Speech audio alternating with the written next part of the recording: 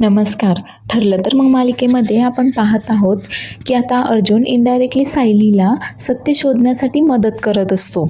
तर अर्जुन आता सायलीला आयडिया देतो की ते दोघांनाही एकटं एकटं गाठून सारखेच प्रश्न विचार आणि जर त्या दोघांची उत्तरं वेगवेगळी असतील तर लगेच समजून जाईल की ते दोघेही खोटं बोलतायत म्हणून. तर आता अर्जुनने सांगितल्याप्रमाणे सायलीही तेच करते. ती आता मैनावतीला तिच्या फ्रॉकबद्दल विचारते तर मैनावती बोलते की तुझ्या वडिलांनी तुझी फ्रॉक कधीच शिवली नाही आहे. तर सदाशिव सांगतो की हो, तुझी फ्रॉक तर लहानपणी मीच शिवली आहे म्हणून.